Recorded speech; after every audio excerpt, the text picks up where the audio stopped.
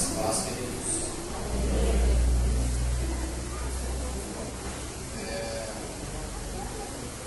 Sabe que, tanto para nós essa noite, baseado nesse livro aqui, A Parábola do Filho Pródigo, de John MacArthur, o livro que eu li no final do ano passado, durante minhas férias, e falou bastante comigo.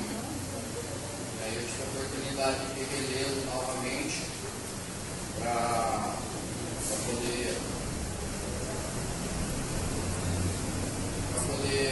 preparar essa ministração de hoje. Vou falar nessa noite, ele está relacionado à graça. Então, vejo graça do filho pródigo, por mão do filho pródigo para todos nós, amém? Então, está baseado lá em Lucas 15, e eu queria ler o capítulo inteiro de Lucas 15, que tem 3 parábolas nesse capítulo. Além da do filho pródigo, tem mais 2, as 3 estão inteiramente relacionadas. As 3 estão relacionadas com o mesmo assunto, que é a alegria dos céus, a festa dos céus quando há arrependimento dos pecadores. Vamos abrir as nossas Bíblias em Lucas 15. Lucas 15, a partir do versículo 1. Todos os publicanos e pecadores estavam se reunindo para ouvi-lo, mas os fariseus e os mestres da lei o criticavam. Este homem recebe pecadores e come com eles. Então Jesus lhes contou esta parábola. Qual de vocês, que possuindo 100 ovelhas e perdendo uma, não deixa as 99 no campo e vai atrás da ovelha perdida até encontrá-la? E quando a encontra, coloca alegremente nos ombros e vai para casa. Ao chegar, reúne seus amigos e vizinhos e diz: alegrem-se comigo, pois encontrei minha ovelha perdida. Eu lhes digo que da mesma forma haverá mais alegria no céu por um pecador que se arrepende do que por 99 justos que não precisam arrepender-se. Ou qual é a mulher que, possuindo 10 dracmas e perdendo uma delas, não acende uma candeia, vai à casa e procura atentamente até encontrá-la? Quando a encontra, reúne as suas amigas e vizinhas e diz: alegrem-se comigo, pois encontrei a minha moeda perdida. Eu lhes digo que da mesma forma há alegria na presença dos anjos de Deus por um pecador que se arrepende. Vou dar uma paradinha aqui. Essas 2 parábolas contam uma pessoa que perdeu uma ovelha e deixou as 99 e foi atrás dessa única ovelha até encontrá-la. Quando a encontrou, fez uma festa muito grande para celebrar o encontro dessa ovelha. E a outra parábola fala de uma mulher que perdeu uma moeda e ficou procurando dentro de casa até achar essa moeda. Quando achou essa moeda, chamou suas amigas, suas vizinhas e fez uma grande festa porque achou uma moeda. Então, se a gente for pensar bem, é até meio descabível uma alegria tão grande porque achou uma moeda. Porque achou uma ovelha, se tinha mais 99. Mas no céu é assim que acontece. Quando um pecador se arrepende, há uma festa muito grande no céu, por causa de um pecador. Então, quando você confessou Jesus como Senhor e Salvador da sua vida, houve uma festa muito grande no céu. E essa festa continua até hoje. Certo? E aí a gente entra a partir do versículo 11, no foco que a gente quer dar nessa noite, que é a parábola do filho pródigo, que na verdade poderia chamar parábola do pai amoroso, do pai bondoso, parábola do irmão rebelde, pensando no irmão mais velho. Poderia ter outros nomes, mas ela foi dado o nome para ela de parábola do filho pródigo, porque nós temos 3 personagens principais aqui. O filho pródigo, que representa aquele que vai para o pecado, se arrepende e decide voltar para a casa do pai. O pai, que representa Jesus, aquele que está esperando ansiosamente o filho se arrepender para ele poder agir com graça e abraçar aquele filho e ter ele de volta perto dele.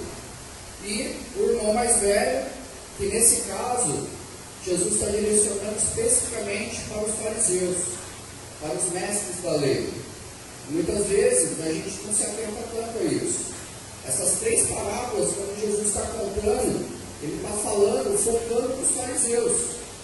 Por quê? Porque eles estão ali em cima de Jesus, querendo saber o que Jesus está falando. Vamos tentar pegar ele no deslize.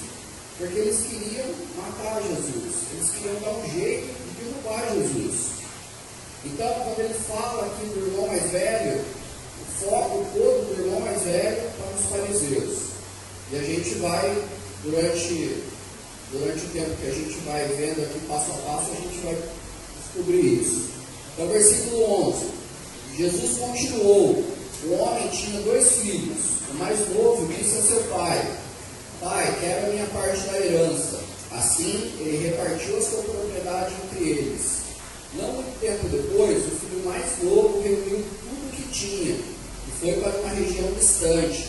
E lá desperdiçou seus bens, vivendo irresponsavelmente. Depois de ter gasto tudo, houve uma grande fome em toda aquela região, e ele começou a passar necessidade. Por isso foi empregar-se com um dos cidadãos daquela região, que o mandou para o seu campo a fim de cuidar de porcos. Ele desejava encher o estômago com as vagens de alfarrobeira que os porcos comiam, mas ninguém lhe dava nada. Caindo em si, ele disse: Quantos empregados de meu pai têm comida de sobra, e eu aqui morrendo de fome? E eu me porei a caminho e voltarei para meu pai e lhe direi: Pai, pequei contra o céu e contra ti. Não sou mais digno de ser chamado teu filho. Trata-me como um dos teus empregados. A seguir, levantou-se e foi para o seu pai. Estando ainda longe, seu pai o viu, e cheio de compaixão, correu para seu filho, e o abraçou e beijou. O filho lhe disse: Pai, pequei contra o céu e contra ti. Não sou mais digno de ser chamado teu filho. Mas o pai disse aos seus servos: Depressa, tragam a melhor roupa e vistam nele. Coloquem um anel em seu dedo e calçados em seus pés. Tragam um novilho gordo e matem-no. Vamos fazer uma festa e alegrar-nos. Pois este meu filho estava morto e voltou à vida. Estava perdido e foi achado. E começaram a festejar o seu regresso. Enquanto isso, o filho mais velho estava no campo. Quando se aproximou da casa, ouviu a música e a dança. Então chamou um dos servos e perguntou-lhe o que estava acontecendo. Este lhe respondeu: Seu irmão voltou e seu pai matou o novilho gordo, porque o recebeu de volta são e salvo. O filho mais velho encheu-se de ira e não quis entrar. Então seu pai saiu e insistiu com ele. Mas ele respondeu ao seu pai: Olha, todos esses anos tenho trabalhado como um escravo a teu serviço e nunca desobedeci às tuas ordens. Mas tu nunca me deste nenhum cabrito para festejar com os meus amigos. Mas quando volta para casa esse teu filho, que esbanjou os teus bens com as prostitutas, matas o novilho gordo para ele. Disse o pai: Meu filho, você está sempre comigo, e tudo que tem é seu. Mas nós tínhamos que celebrar a volta deste seu irmão, e alegrar-nos, porque ele estava morto e voltou à vida. Estava perdido e foi achado. Então aqui nós temos 3 personagens. O pródigo, ele é um lembrete para nós das consequências do pecado e da necessidade urgente do arrependimento do pecador.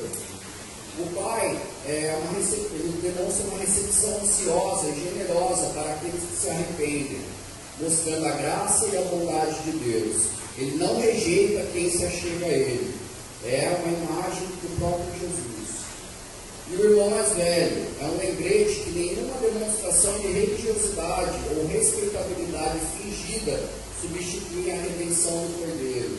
Um alerta sobre passar uma vida inteira dentro de um lar de fé, dando toda a aparência de trabalho diligente e serviço fiel, mas estar totalmente em desarmonia com a alegria do céu. Então ele é um aviso para nós. O foco da parábola é apresentar uma repreensão sofisticada e religiosa. Então a gente acha às vezes que essa parábola, o foco dela é para aquele pecador que está pecando descaradamente, que no caso é o filho pródigo. Mas o foco principal de Jesus aqui é a elite religiosa. São aqueles que se acham melhores do que os outros. São aqueles que acham que não precisam do perdão de Deus, assim como os fariseus pensavam. E para a gente entender essa parábola, é extremamente importante a gente entender o contexto histórico. A A gente tem que lembrar que esse texto foi escrito para comunidades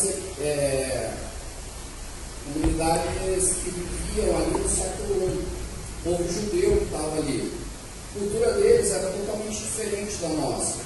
Uma das coisas que era extremamente importante para eles, que eles valorizavam, era a estabilidade e a família.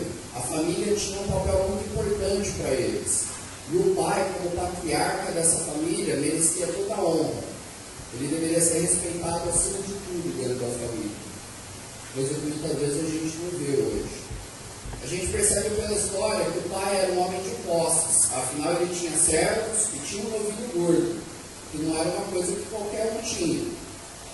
Inclusive hoje em dia. Pouca gente tem um boi inteiro aí, um novilho gordo, para matar e fazer uma festa. E servos também. Quem é que tem servos hoje em dia? Muitos empregados, poucas pessoas. Os fariseus, eles eram legalistas, acreditavam que o modo de receber o favor de Deus era pelo mérito e não pela graça. Eles achavam que pelo esforço próprio deles, eles conseguiriam receber o favor de Deus. Eles valorizavam a demonstração pública de religião. Eles faziam tudo o possível para publicamente aparecerem religiosos, parecerem perfeitos, parecerem homens de Deus. Eles faziam esse esforço. E reclamavam que Jesus recebia pecadores. Então, o que eles tinham contra Jesus, principalmente, era isso. Eles falavam que Jesus recebia pecadores, recebia prostitutas, cobradores de impostos. E aquilo para eles era um absurdo. Para eles aquilo não poderia acontecer. Então, como a gente já disse, a questão principal desse capítulo 15 é a alegria e a festa no céu com o arrependimento dos pecadores. O primeiro personagem que a gente tem é o filho pródigo. A gente vai falar um pouquinho sobre ele em primeiro lugar. Pródigo significa desperdício, falta de moderação, excesso. Então hoje em dia, quando a gente escuta na língua portuguesa assim, esse é o filho pródigo, a gente está dizendo que é uma pessoa desobediente, uma pessoa que não respeita os pais, uma pessoa que deixou as coisas para trás, que foi embora.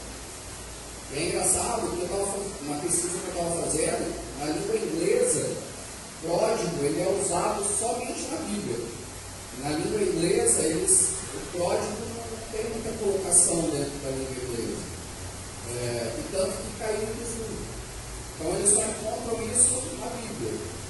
E para nós tem justamente esse significado de desperdício, uma pessoa que não tem moderação.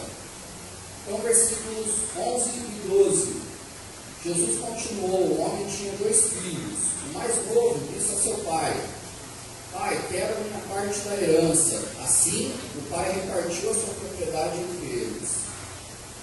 Aqui a gente precisa falar um pouquinho sobre o direito de primogenitura, para a gente poder entender um pouco essa passagem. O que era o direito de primogenitura? O filho mais velho, ele tinha uma porção dobrada na herança do pai. E o filho mais novo tinha uma porção menor. Então, no caso desse homem que tinha 2 filhos, quando ele morresse, ia ser dividido em 3 partes a herança dele. 2 terços ia para o filho mais velho e 1 terço ia para o filho mais novo. E além disso, não era só a parte de bens, a parte financeira. Tinha também a responsabilidade de se tornar o chefe da família, de ser aquele que estaria à frente da família. E esse papel era do primogênito. Então, o primogênito ele ia receber a porção dobrada dos bens do pai, mas ele ia ter a responsabilidade de ser o chefe daquela família quando o pai morresse. Então, o pedido que o filho mais novo faz aqui, de que ele quer a parte dele da herança, é um pedido ultrajante para o pai, um pedido atrevido e até mesmo desonroso ao pai, e até mesmo para as tradições familiares dos povos judaicos daquela época. E a conta dos costumes e valores da sociedade hebraica. Demonstrava que ele não tinha paciência, ele não tinha disciplina, e o pior de tudo, ele não tinha nenhum amor pelo pai. Porque isso era um desrespeito, uma desonra muito grande para o pai. O filho virar para ele e falar: pai, eu quero minha parte. Significava que ele não queria nada com aquela família, ele queria ir embora. Então, pedir a antecipação da herança era o mesmo que dizer para o pai que ele queria que o pai estivesse morto. Por quê? Porque ele teria direito à herança quando o pai morresse. quando ele vira para o pai e fala, pai, eu quero a minha parte da herança, é a mesma coisa dele dizer, pai, como se para mim você tivesse morto, eu quero só o meu dinheiro, quero os meus bens. O seu amor para mim não interessa, o relacionamento com você para mim não interessa. O que interessa são os bens, é isso que eu quero. Então ele pediu que fosse feito um inventário de todas as posses do pai, distribuído o mais cedo possível para ele. O seu plano era pegar o que conseguisse e ir para mais longe que pudesse. Ele não queria uma parte da terra para administrar, ele queria se livrar das obrigações e responsabilidades. O pai tinha todo o direito de pegar um pedaço da terra dele e dar para o filho, ainda em vida, para o filho cuidar daquela terra. Ainda era propriedade do pai, mas o pai podia dar para o filho, ó filho, essa parte eu já vou te dar para você cuidar, mas ainda era do pai. Mas não é isso que esse filho está pedindo aqui. Ele está pedindo a parte dele, ele quer para ele, não quer somente administrar. Ele quer pegar a parte dele e ó, embora. Então ele quer ficar longe das obrigações e responsabilidades. Qualquer filho que fizesse esse pedido era considerado traidor, seria considerado morto pelo pai. O patriarca da família deveria ser altamente honrado. A resposta do pai seria, no mínimo, um tapa na cara desse filho, em público, para envergonhar o filho. Então o pai tinha o direito de ir lá e dar um tapa na cara do filho em público para desonrar ele, se ele fizesse um pedido desse. A lei de Moisés prescrevia a morte a pedradas para filhos incorrigíveis. Está lá em Deuteronômio 21, 18 ao 21. O pai poderia destituir o filho de todos os seus direitos e expulsá-lo da família para sempre. Ou seja, então o pedido que ele fez, o pai podia simplesmente virar para ele e falar assim, você quer isso? Beleza. Só que você não vai ter, você não vai ter nada, inclusive. Pega essas coisas e tchau. Vai embora. Mas a gente vê que não foi isso que o pai fez aqui. Ao invés de humilhar o filho público, o pai concedeu o que ele pediu. Os ouvintes de Jesus viam isso como um ato vergonhoso para o pai. Os fariseus, para ele, aquilo era extremamente vergonhoso. Como assim vai fazer isso? Isso está fora dos nossos costumes. O pai não pode fazer isso. Essa ação do pai demonstra que ele é um pai amoroso, disposto a passar por humilhações públicas em vez de desonrar o seu filho. Jesus tem o mesmo amor pelos pecadores. Apesar da sua soberania, poder e prerrogativa de destruir todo pecador, ele oferece porções generosas de misericórdia, de amor, de boa vontade, de paciência e de graça. Jesus carregou a nossa vergonha e humilhação. Então, Deus, se ele quisesse, ele poderia destruir a todos nós pelos nossos pecados.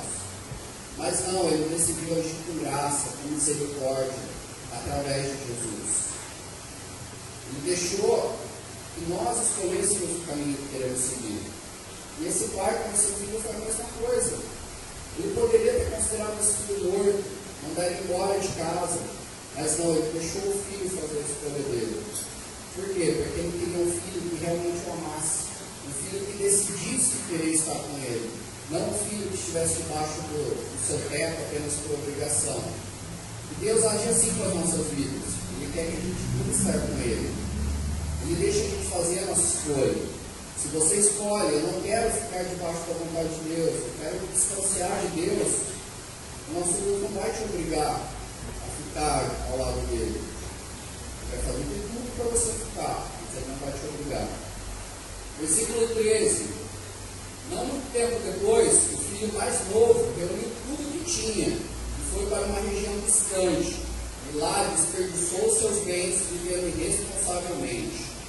Ou seja, ele liquidou tudo que tinha, transformando sua herança em dinheiro vivo. Ou seja, o pai provavelmente não deu dinheiro para ele. O pai separou as suas terras e falou assim, essa parte é sua. E aí ele deu um jeito de passar para frente as terras e pegar dinheiro. Por quê? Porque ele não queria ficar ali. Ele não queria continuar morando na terra do pai. Ele queria ir embora. Só que tinha um sério problema aqui. A tradição proibia o filho de vender as propriedades da família enquanto o pai estivesse vivo. Era proibido ele fazer isso. O único modo seria vender estipulando que o adquirente não poderia tomar posse da terra até a morte do pai. E isso, com certeza, desvalorizou o que ele tinha. Ou seja, ele podia fazer um contrato de gaveta com alguém, digamos assim.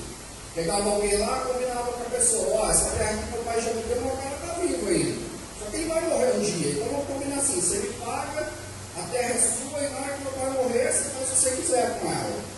Só que para a pessoa fazer isso, com certeza a pessoa ia forçar mais. Aí fica difícil, como eu vou pagar que a terra vale, depois seu pai vem aqui e fala que a terra é dele, eu vou ficar na mão. Então vamos fazer um negócio, eu vou pagar bem menos do que vale. E para esse rapaz, ele não estava muito interessado, ele queria ir embora. Então, paga aí o que você acha que tem que pagar, eu vou pôr no bolso e vou embora. E isso ilustra a tolice do pecador. O pecador pensa só no prazer momentâneo, sem se preocupar com as consequências futuras. Desperdiça oportunidades espirituais e todas as bênçãos que Deus lhe concede. Ou seja, por algo muito menor do que realmente ele tinha em mãos, ele decidiu abrir mão por um prazer momentâneo. Não fazer aquilo que estava no seu coração.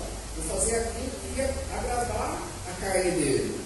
E não aquilo que ia realmente gerar bênção sobre a vida dele, que é estar debaixo da bênção do Pai. Ir para uma terra distante seria o quê? Seria um país de gentios. Então, sempre que a gente vê na Bíblia que fala assim, eles foram para um país distante, significa que eles saíram do povo dele. Saíram do povo hebreu e foram para um país de gentios. Ou seja, ele não deixou só o seu lar e a sua família. Ele também deixou a sua herança cultural. E principalmente ele deixou a sua fé para trás. Ele abriu mão da sua fé. Ele provavelmente foi em direção a algum lugar que ele tinha ouvido falar. Parecia exótico, parecia legal. Quero meu dinheiro e vou embora para o Havaí. Eu vejo que lá tem onda, vou lá surfar lá no Havaí. E foi embora. O pecado nunca dá o que promete. E os prazeres da vida que os pecadores pensam que estão buscando sempre acabam por se tornar exatamente o contrário. Se torna uma dura estrada que inevitavelmente leva a ruína. Ou seja, ele achava que ele ia encontrar prazer. Ele achava que aquilo ia ser muito bom para ele. Ele ia ter muito prazer. Só que a gente sabe que o salário do pecado é a morte. Romanos 6,23. Se vocês viverem de acordo com a carne, morrerão. Romanos 8,13. O que o homem semear, isso também colherá. Quem semeia para a sua carne, da carne colherá destruição. Gálatas 6, 7 a 8. Ou seja, a própria palavra já nos diz. Se a gente for plantar coisa para a carne, para a nossa carne, é isso que a gente vai colher. Não tem como eu colher coisas de Deus se eu estou plantando pecado. Não tem como. E era isso que esse filho estava fazendo. Ele estava plantando coisas que estavam só relacionadas ao seu próprio prazer. E não a obediência a Deus, a fazer a vontade do seu Pai. No versículo 14, depois de ter gasto tudo, houve uma grande fome em toda aquela região, e ele começou a passar necessidade. O dinheiro acabou, uma hora acaba, certo? Você enche o bolso e só vai gastar. Não vai dar um jeito de ganhar mais, só de gastar, uma hora ele acaba. Veio que o Batista me diga, né? O cara já deu dinheiro aí, agora está a vida aí, acabou. Então, o dinheiro acabou. Os amigos sumiram. E o pior, não precisava acontecer, a fome chegou. Ou seja, imagina um cara que não tem dinheiro, não tem para onde ir, não tem quem ajudar ele e ainda pega um tempo de fome. Porque a gente, na nossa cultura aqui no Brasil, a gente não entende muito bem, principalmente o pessoal mais novo, o que é realmente fome. Se a gente pega o pessoal que mora na rua, o pessoal que trabalhou com o pessoal na rua sabe disso. A pessoa não passava fome. Pelo contrário, aonde a pessoa pedia, a pessoa não consegue comida aqui no Brasil. A pessoa não fome não vai passar. Pode ficar sem tomar banho, pode ficar com uma roupa velha, mas fome a pessoa não passa. Só que no Oriente Médio era muito diferente. E ainda é. Por quê? Porque eles são cercados por muitos desertos. Então, quando tem problema de chuva, quando tem problemas de gafanhotos, por exemplo, eles tinham problema de comida. E aí ficava todo mundo sem comida. Ele era muito emocionado. E aí o que acontece? Ele está sem dinheiro, sem amigos, sem ter para onde ir e ainda sem comida. Então a situação dele fica muito ruim. E é justamente isso que a gente vê com o pecado. Quando a gente vai atrás do pecado, tem uma hora que as coisas, por mais que estejam tudo bem, uma hora vai ficar ruim. Quando fica ruim, é ruim de verdade. É bem ruim. E aí o que aconteceu? Uma grande forma nesse momento era a pior coisa que poderia acontecer com ele. E por causa da sua rebelião, ele não tinha nenhum lugar para ir em que pudesse encontrar ajuda. A vida daquele jovem tinha se tornado um pesadelo. Era a vida no fundo do poço. A festa dele tinha acabado. Certo? Então ele saiu pensando em festa, na alegria. Só que a festa dele acabou. Sem dinheiro, sem amigos, sem comida. Sem comida e sem amigos, sem dinheiro, não tem festa, né? Como você vai fazer uma festa? Você não tem amigo? Você vai fazer uma festa sozinho? Sem dinheiro, sem comida, não tem festa. Versículo 15. Por isso, foi entregar-se com um dos cidadãos daquela região, que o mandou para o seu campo a fim de cuidar de porcos. Ou seja, ele tomou lá o plano B. Já que acabou meu dinheiro, eu vou tentar ganhar dinheiro. Vou fazer um plano B para sobreviver a essa crise. E assim, vou evitar de encarar o meu pecado. Por quê? Ele poderia tentar encarar o pecado dele, mas não, vou fazer um plano B, vou trabalhar. Só que o que ele arrumou não era bem um emprego. Alimentar porcos pagava quase nada. Era um trabalho humilhante. A tarefa mais baixa na hierarquia do trabalho. Ela não exigia nenhuma habilidade. Era um trabalho normalmente dado a deficientes mentais ou pessoas desprovidas de qualquer habilidade social. E além disso, para as pessoas nascidas sob a lei de Moisés, os porcos eram considerados animais impuros. Qualquer tipo de contato com os porcos era considerado espiritualmente sujo. E pior ainda, participar de criação de porcos para consumo humano era considerado terrivelmente imoral. Então, ou seja, ele abriu mão totalmente de tudo aquilo que ele aprendeu na casa do seu pai. Ele abriu mão totalmente por causa do orgulho dele, por causa de querer fazer as coisas conforme a vontade dele. Ele abriu mão de tudo aquilo que o pai dele tinha ensinado ele para viver com porcos, para viver impuramente, para viver no pecado. Versículo 16. Ele desejava encher o estômago com as vagens de alfarrobeira que os porcos comiam, mas ninguém lhe dava nada. Em época de fome, até a comida dos porcos seria pouco, e ele teve inveja dos porcos. Ou seja, se o ser humano não tinha muita comida, o porco que comia o resto era bem menos. Trabalhar com os porcos teve o seu lado bom para esse filho pródigo. Afinal, serviu de benefício eterno para ele. Foi ali trabalhando com os porcos que ele caiu em si. Lá ele teve que enfrentar a realidade do que ele tinha se tornado. Lá ele enxergou o buraco que ele tinha se metido. Lá ele acordou para a realidade. Ele começou a pensar claramente. A palavra de Deus diz, caindo em si. Ou seja, ele não estava pensando direito. Tinha alguma coisa obstruindo. Alguma coisa era pecado. Então ele caiu em si ali, cuidando daqueles porcos. E ele estava determinado a abandonar o pecado, implorar o perdão do seu pai, se submeter à autoridade dele. Foi ali, junto daqueles porcos, no mais profundo do seu pecado, que ele caiu em si e percebeu que ele precisava do pai. Ele precisava da graça do pai sobre a vida dele. Ele precisava do perdão do pai. Ele se arrependeu mesmo.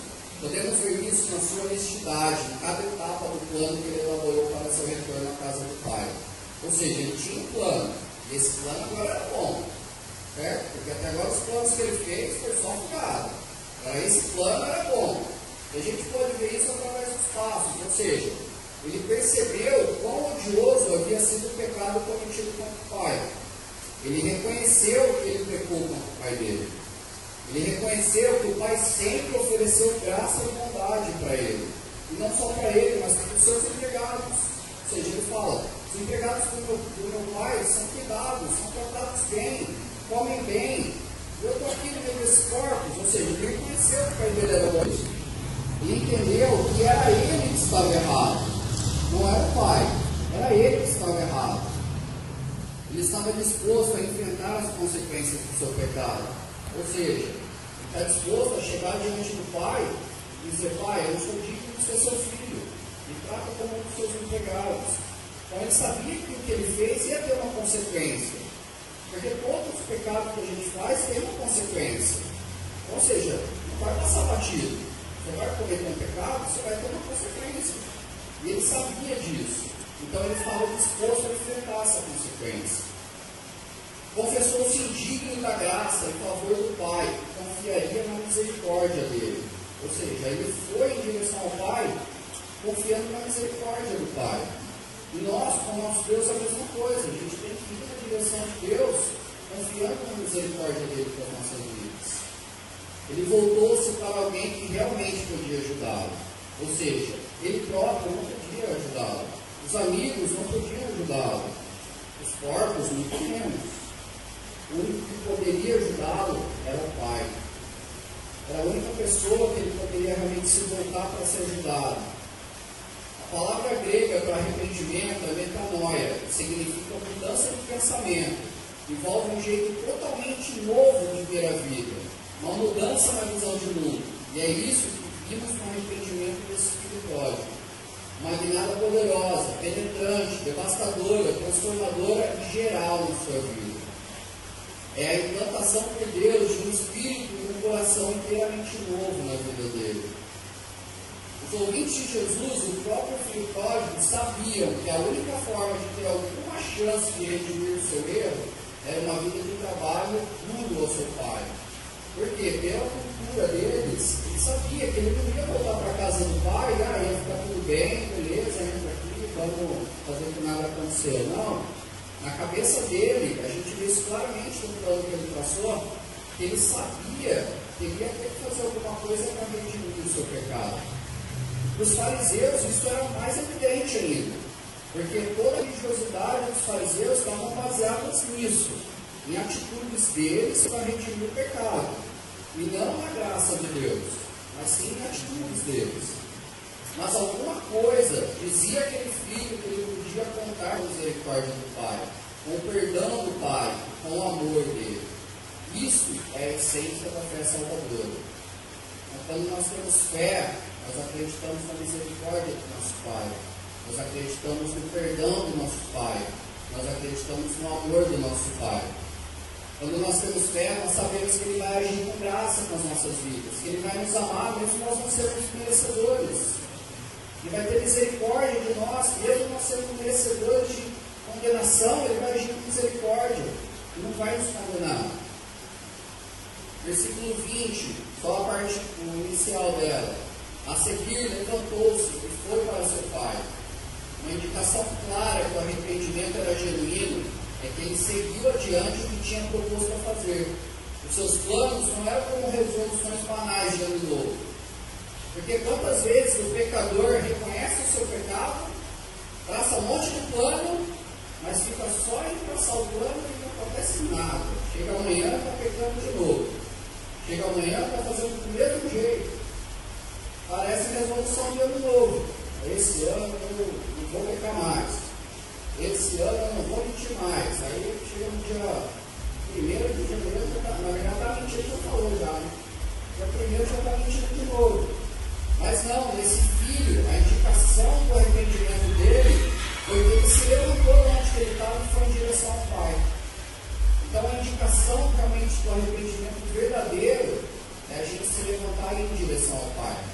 Porque é o Pai que vai nos cuidar, é o Pai que vai nos abraçar.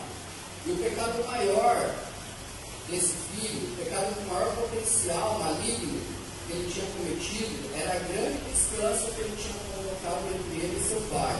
Mas agora ele estava disposto a se aproximar dele. Certo? Então até aqui a gente viu sobre o filho pródigo, sobre o filho mais novo. E agora, na segunda parte do versículo 20 em diante, a gente vai ver o pai. A gente vai ver o pai como personagem principal da história. Os fariseus esperavam que o pai castigasse duramente o filho. Como a gente já disse, era o que a lei mandava, era o que a cultura deles mandava. Então eles esperavam que o pai castigasse. A questão era só como o pai puniria o garoto para salvar a própria honra, para envergonhar o filho como ele merecia. Ou seja, os caras estavam torcendo para aquele filho voltar. Estava ali preso na história de Jesus. Agora esse cara vai voltar, o pai dele vai pegar ele agora.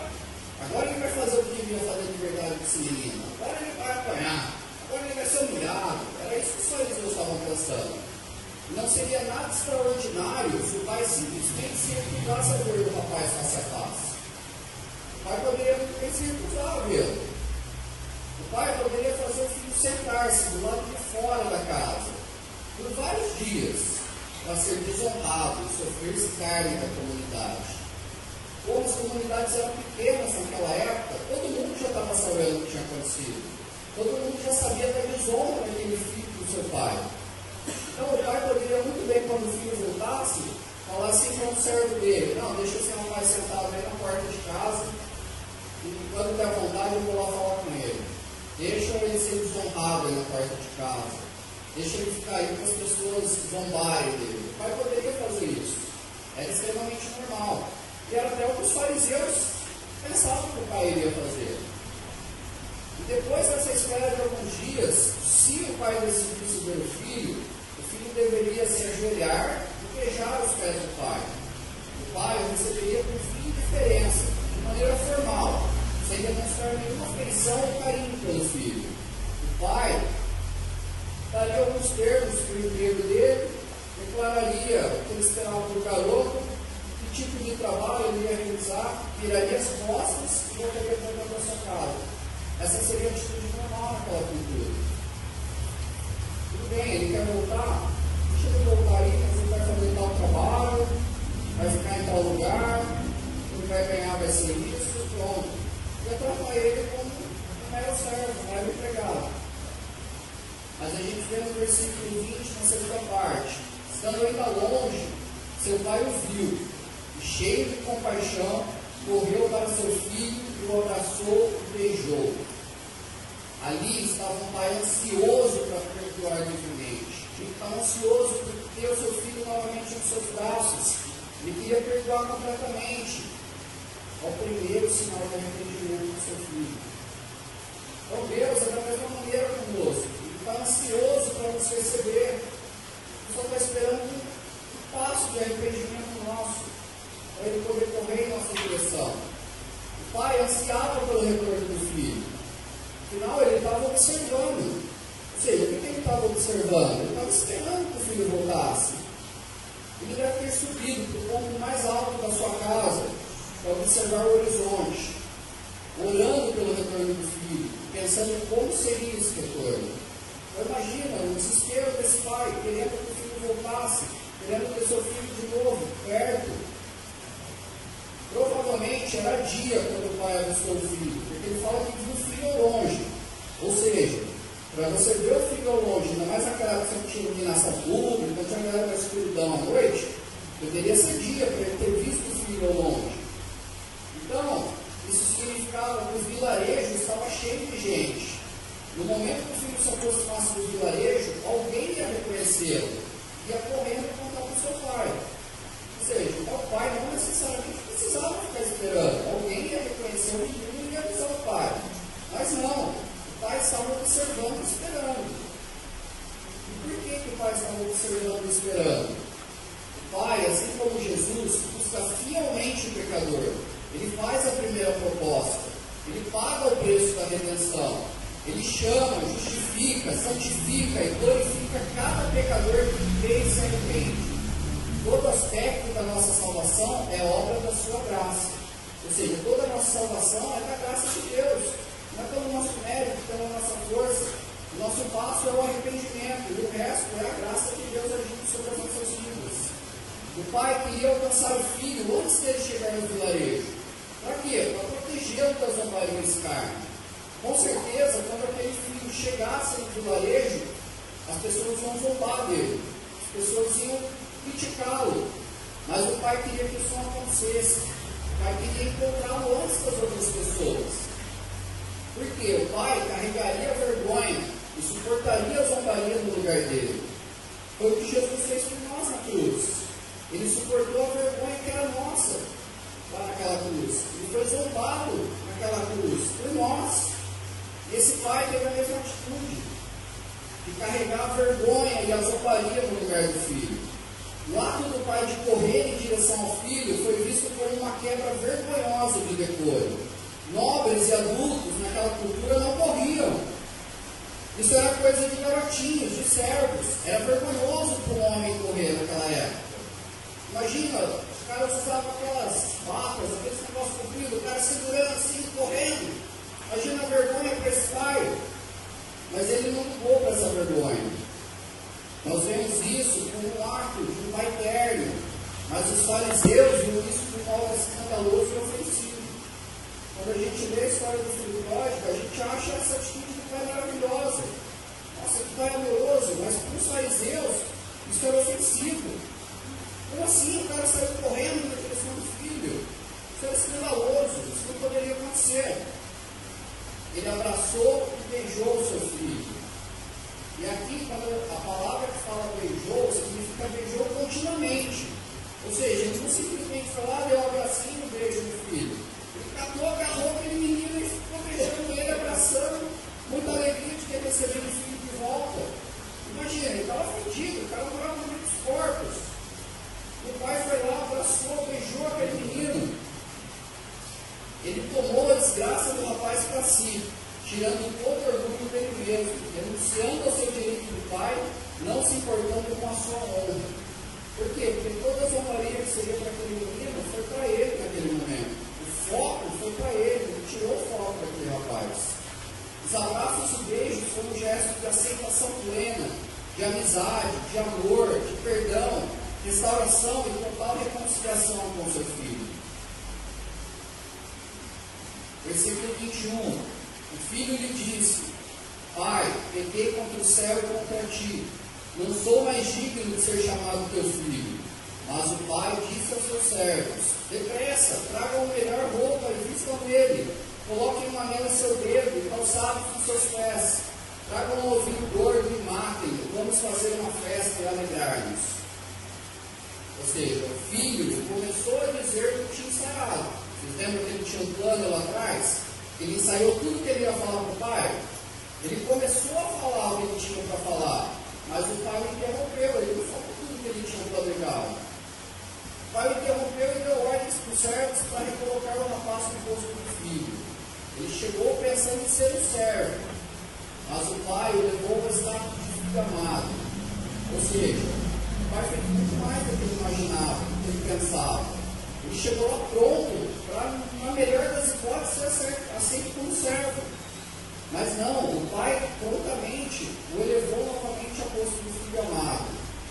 Pecadores que se arrependem e voltam para Deus são plena e instantaneamente justificados e perdoados pela graça de Deus. Amém?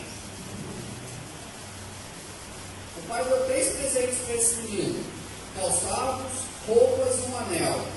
Os 3 têm um significado muito importante. O calçado é uma expressão simbólica de aceitação. Só os patrões de seus filhos andavam calçados. Significava a reintegração total e imediata na família. Ou seja, ele deu um sapato para o filho dizendo: ele é da minha família. Ele está sendo recebido de volta na família. Para deixar bem claro para todos aqueles que estavam em volta. Roupas. As roupas eram uma honra ainda maior. Todo nobre tinha roupas finas, separadas por uma ocasião especial. E essa roupa não era concedida para o filho. O nobre tinha a roupa que era para ele usar numa situação especial. Então, no casamento do filho mais velho, recebendo uma autoridade na sua casa. Mas esse pai pegou essa roupa e entregou para o seu filho, dando para ele todo o prestígio de uma pessoa muito importante para a vida dele. E Deus faz a mesma coisa com as nossas vidas. Quando a gente chega sujo, imundo, pedido diante dele, ele nos dá uma nova roupa, ele nos limpa, ele nos dá aquilo que nós nem somos dignos de usar. Por quê? Porque ele vai nos ver através de Jesus. Ele vai nos ver através do sangue de Jesus. Então ele entrega o que ele tem de melhor para nós. Ele entrega aquela roupa que está separada para nós. O anel tinha a insígnia da família e servia de autenticação legal em documentos. Ou seja, era um símbolo de autoridade. Ao dar esse anel para o filho, ele deu autoridade para o filho. Ou seja, confirmou ali mais ainda que ele fazia parte daquela família, que ele era filho dele novamente. Ao dar esses presentes, ele estava dizendo: o melhor de tudo que tem é seu. Você agora está completamente integrado à condição de filho. E Deus nos diz isso. O melhor que Deus tem, Ele nos dá. Nós somos chamados de filhos. Nós somos integrados na família do Senhor. Ele nos deixa à disposição, o melhor que Ele tem. É isso que esse pai fez com esse filho, e é o que Deus faz com as nossas vidas. Esse pai não parece estar nem um pouco preocupado com a sua própria honra ao olho dos críticos. Jesus recebe pecadores que estão exatamente na mesma situação do filho pródigo, impuros, vestidos de trajes imundos, destituídos de qualquer bem, sem nenhum mérito. Ele recebe, e era justamente isso que os fariseus não gostavam. Como assim Jesus recebe pessoas imundas, que não tem nenhum bem, que não tem nenhum mérito? Mas Jesus veio justamente para esses. Jesus não veio para os que estão bons, para os que precisam dele. Ele veio para aqueles que estão doentes, aqueles que precisam realmente de perdão. O que o pai estava fazendo pelo filho era justamente o contrário do que todo mundo achava que ele deveria fazer. Isso nos mostra a graça extravagante de Deus que triunfa sobre todo tipo de pecado. E aí tem mais uma parte, a parte do novilho. O pai chamou o servo, falou para pegar o novilho gordo, matar para fazer uma festa para aquele filho. O novilho, ele era engordado somente para uma ocasião especial. Ou seja, você não engordava o novilho para comer na segunda-feira, para ir lá no domingão e comer. Não, o novilho ele era separado para uma ocasião especial. E o pai decidiu que o retorno do filho era essa razão especial. E para Deus, sempre que um pecador se volta para ele, é uma razão especial, é uma razão de celebração, é uma razão para matar um novilho gordo e fazer um churrascão, comemorar com todo mundo. Então, para esse pai, a volta do seu filho foi uma razão especial. O novilho médio pesa cerca de 220 quilos, é o suficiente para alimentar centenas de pessoas. Uma celebração dessa poderia durar até 3 dias. Ou seja, não foi qualquer festa que esse pai deu. Não foi uma festinha, aquele familiar, assim, só um bolinho refrigerante para a gente comemorar, só, sabe? Não, vamos tomar uma xereta. Chameiro, vamos tomar só um chameiro lá e um bolinho puro. Não. O cara ia fazer uma festa que ia durar no mínimo 3 dias. Ele estava matando um novilho com 220 quilos. Imagina quanta gente quer participar dessa festa. Então Deus, quando nos recebe, Ele faz uma grande festa. E é a festa. Versículo 24. Pois este meu filho estava morto e voltou à vida. Estava perdido e foi achado. E começaram a festejar o seu regresso. Ou seja, começaram a festejar. Era só o começo. E é assim a alegria celestial. A comemoração eterna da graça extravagante de um Pai amoroso aos pecadores. A alegria celestial não acaba quando o pecador chega em casa. Isso é só o começo. Então, quando eu e você chegamos diante do Pai e o aceitamos realmente como nosso Salvador, como nosso Papai querido, começou a festa. E a gente ainda está nessa festa. E a gente vai viver eternamente nessa festa. Quando a gente morrer e for para o céu, vai ser só festa, celebrando ao Pai.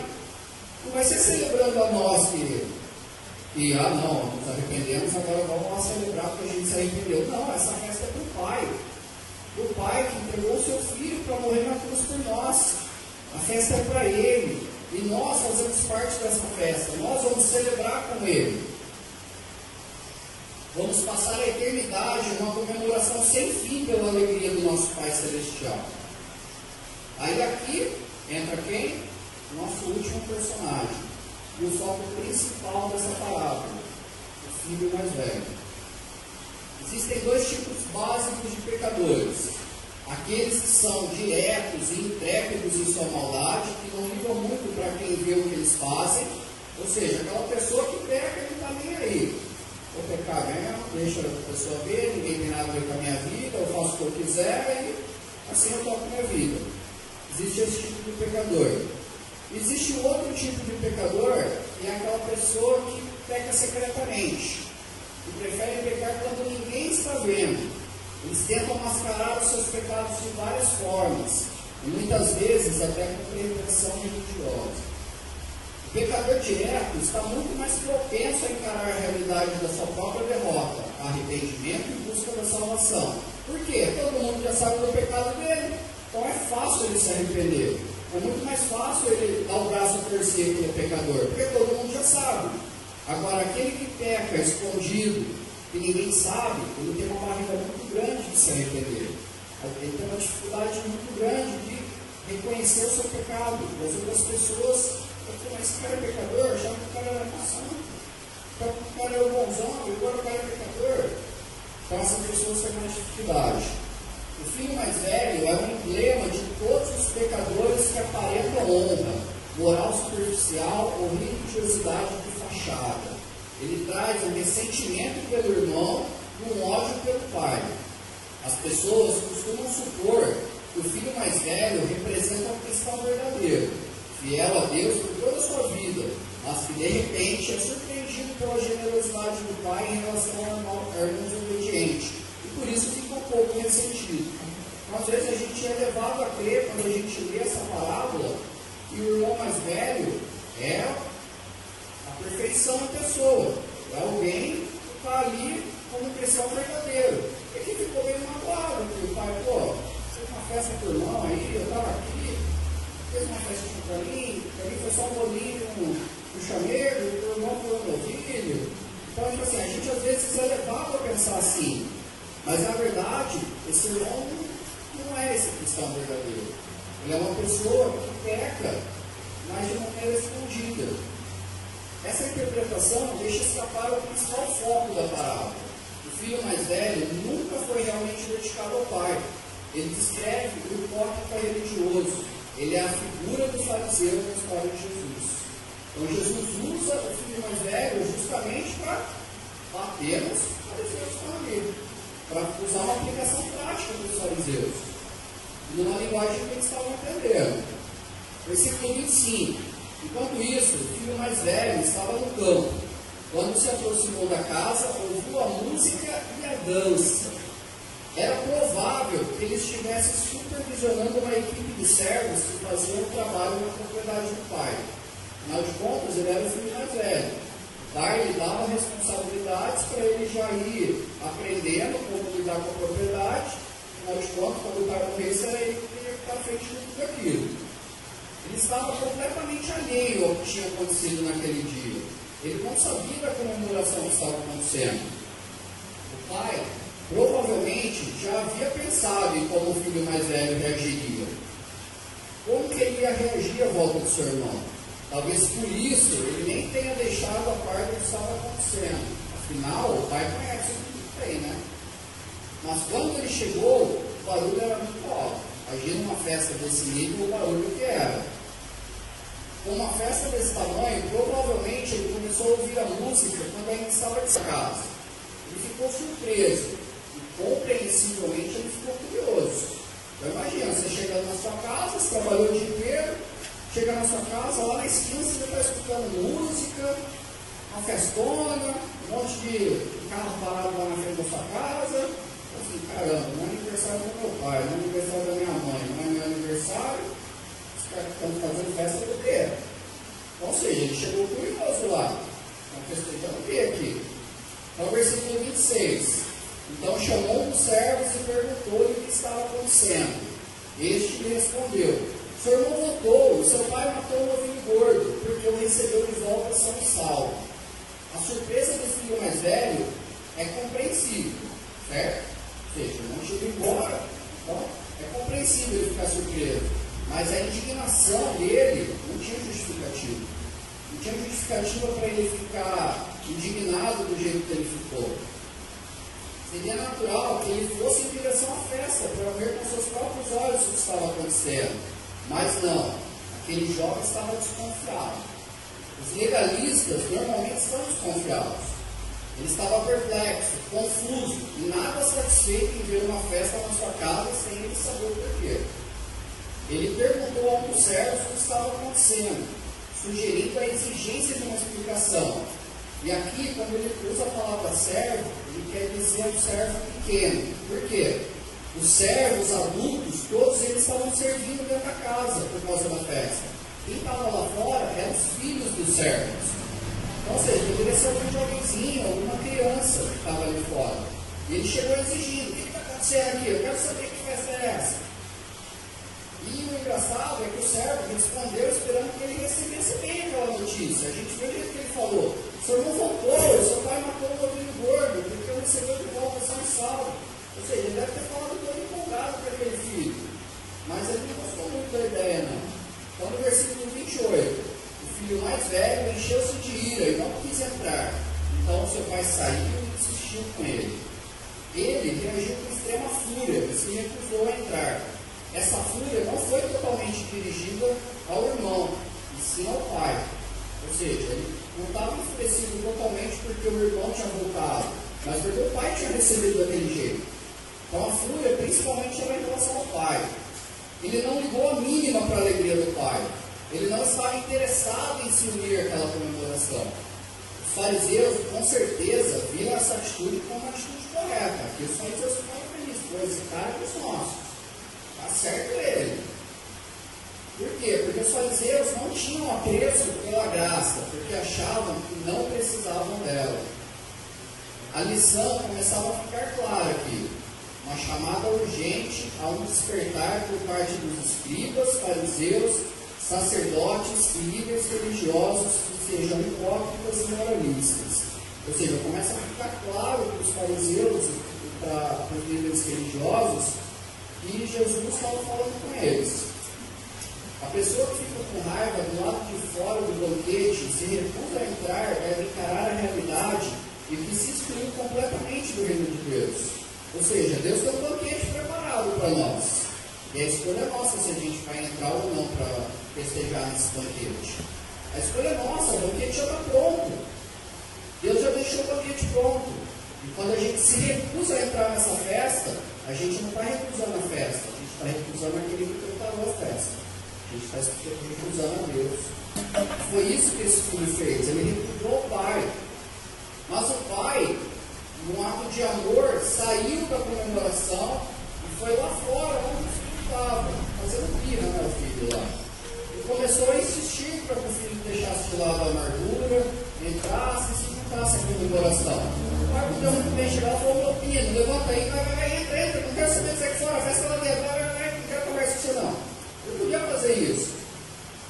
Mas não, ele foi lá fora, saiu da comemoração para ir ter um ato de amor, assim como ele tinha tido com outro filho. Então ele teve o mesmo ato de amor com esse filho. Apesar do pai ter o direito de mandar no filho, e o filho tivesse o dever de obedecer, o pai não queria uma submissão de má vontade. Ou seja, ele queria que realmente o filho quisesse estar naquela festa com ele. Ele queria que o filho quisesse estar ali celebrando com ele. Ele foi cheio de misericórdia atrás do filho, como tinha ido atrás do filho pródigo. Mas a reação desse filho foi totalmente diferente do outro. Versículo 29. Mas ele respondeu ao seu pai: olha, todos esses anos tenho trabalhado como um escravo ao teu serviço, e nunca desobedeci às suas ordens. Mas tu nunca me deste nenhum cabrito para festejar com os meus amigos. Mas quando volta para a casa desse teu filho, que esbanjou os teus bens com as prostitutas, matas um novilho gordo para ele. É claro que os pecadores não merecem perdão e vida eterna. Por isso que a graça é a única esperança para qualquer pecador. Ou seja, nós como pecadores realmente não merecemos o perdão e a vida eterna. A gente só recebe o perdão e a vida eterna por causa da graça do Senhor sobre as nossas vidas. Aqueles que se arrependem e se voltam para Jesus são totalmente perdoados, imediatamente cobertos com a veste da virtude do Salvador. Não pelas obras, mas por meio de Cristo por eles. Por meio do que Cristo fez por eles. O filho fala com arrogância e desrespeito com o pai. Ele fala assim: olha, ou seja, ele nem chama ele pai, não chama o nome do pai e fala: olha, seja, ele já age com desrespeito com o pai. Mostra que tudo que fazia para o pai era por obrigação. Porque ele fala, pai, eu sou como um escravo aqui.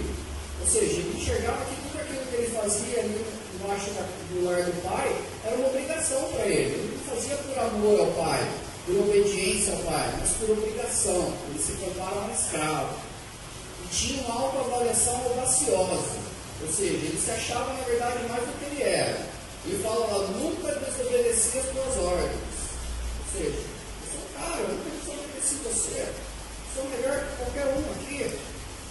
Então ele tinha uma autoavaliação muito audaciosa.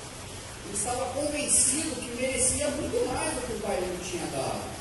Ele achava que o pai deveria buscar o seu perdão. Então, ou seja, ele começa a jogar a história do outro irmão para querer o perdão do pai. Mas não para o pai perdoar ele, mas para o pai pedir perdão para ele. Então, assim, para mim, você não tem um cabrito. Para o cara você vê um novilho. Então, ou seja, ele começou a querer jogar a culpa para o pai. Você é culpado. Eu estava aí fazendo tudo que você queria, como um escravo, você nunca me deu nada. Agora o outro quis fazer tudo que você deu melhor para ele. Então ele tentou jogar a culpa para o pai. E o pecador muitas vezes faz isso. Tira a culpa dele e joga para outro. E muitas vezes joga para o próprio Deus. Querendo dizer que o pecado é culpa de Deus. Foi Deus que fez com que ele fizesse tudo errado. Não foi culpa dele. E foi isso que esse filho tentou fazer. O que vemos é um jovem raivoso, ressentido, invejoso, penitente e ganancioso. Insinua que o pai foi injusto com ele ao receber o irmão de volta, quando ele cita os pecados do irmão. Ele se nega a chamá-lo de meu irmão. Ele fala assim, esse é teu filho. Ou seja, ele não quer saber do irmão. É filho? É seu filho, não é meu irmão. Sugere que ficaria mais feliz se o irmão não tivesse voltado. Para a gente finalizar, versículos 31 e 32. Disse o pai, meu filho, você está sempre comigo, tudo que tem é seu. Mas nós tínhamos que celebrar a volta de seu irmão e alegrar-nos, porque ele estava morto e voltou à vida, estava perdido e foi achado. O pai dirigiu seu filho com amor, misericórdia, de forma carinhosa, chamou ele de meu filho, e falou assim, rapaz, meu filho amado, e tudo mais. Ele sabia que o filho estava distante e feliz. Em vez de repreendê-lo, ele reafirmou seu amor e afeto pelo primogênito. Se queria um relacionamento mais próximo com o pai, era só pedir. Se tinha qualquer necessidade, os recursos já eram dele. Então, ou seja, o pai estava ali. Se você quer estar mais próximo de mim, eu estou aqui, eu estou à disposição de você. É assim que Deus faz conosco. Eu estou à disposição. Você quer estar mais próximo de mim, eu também quero estar mais perto de você. Basta você dar um passo mais para perto de Deus. Se você tem alguma necessidade, clame a mim, porque os meus recursos são os seus recursos. Com Deus é assim. Se você tem uma necessidade, clame a Ele, porque os recursos do Senhor são os seus recursos. O Senhor vai prover para a sua vida.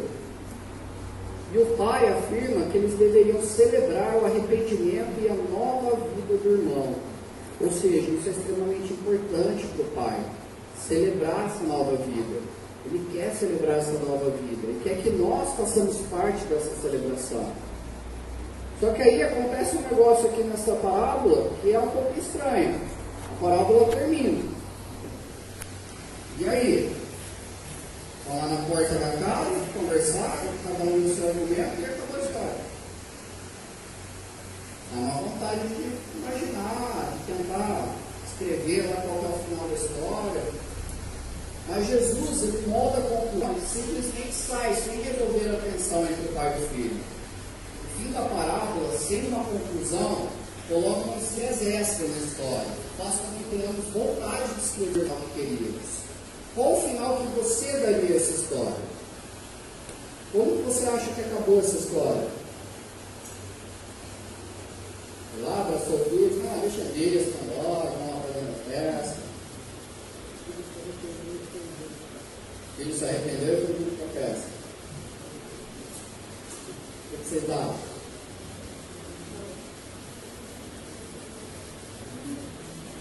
Não, vai lá, vai. Chama seus amigos, vão montar um vídeo também, vou dar uma festa para sua família, para você quer. É isso?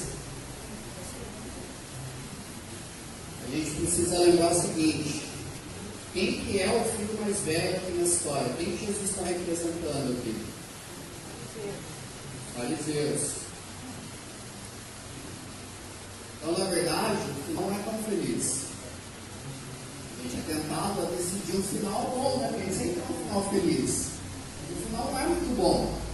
Porque, afinal de contas, como a gente disse, o pai representa Jesus. O filho mais velho representa os fariseus. Certo? Realmente foram eles que finalizaram a história. Como que os fariseus finalizaram essa história? Bom, matando o pai. O pai representa Jesus. Ou seja, Jesus acaba a história aqui, vira as costas e vai embora. Se você pegar lá no capítulo 16, ele está contando outra parábola. Não tem nada a ver. Só que Marcos 14:1. Os chefes dos sacerdotes e os mestres da lei estavam procurando um meio de flagrar Jesus em algum erro e matá-lo. Mateus 27:1. De manhã cedo, todos os chefes, sacerdotes e líderes religiosos tomaram a decisão de condenar Jesus à morte. Ou seja, o final dessa história é trágico. O filho matou o pai. Está escrito isso na Bíblia. Mas pela representatividade, que o filho mais velho são os fariseus e o pai é Jesus, foi isso que aconteceu. Certo? Mas a morte de Jesus não é o fim da história. Nem túmulo poderia segurá-lo. Amém? Ele ressuscitou, ele venceu o pecado, ele venceu a morte, ele venceu a culpa, ele forneceu para nós uma completa e aceitável expiação dos nossos pecados.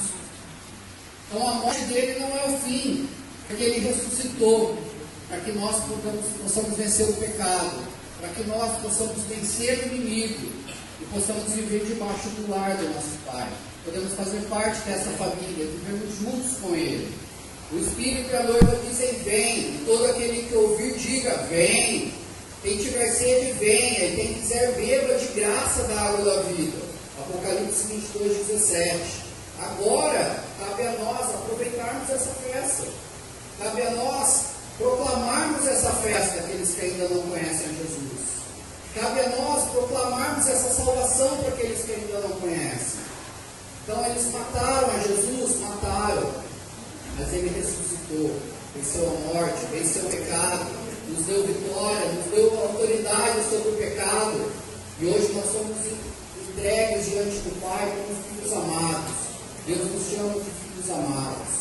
Isso pela graça de Deus. Não é por mérito, não é por justiça própria, não é pelo seu eu, pelo meu eu, porque nós não somos dignos, mas Jesus é. E é através de Jesus que Deus nos enxerga. E hoje podemos ser chamados de filhos de Deus.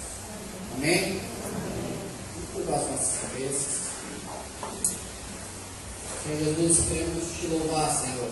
Te agradecer pelo seu tremendo amor sobre as nossas vidas. Te agradecer, ó Pai, pelo seu amor derramado naquela cruz, ó Pai. Queremos te agradecer porque nós não somos dignos de estarmos diante de Ti. Não somos dignos, Senhor, do seu perdão. Mas é através de Jesus que o Senhor nos perdoa, Senhor.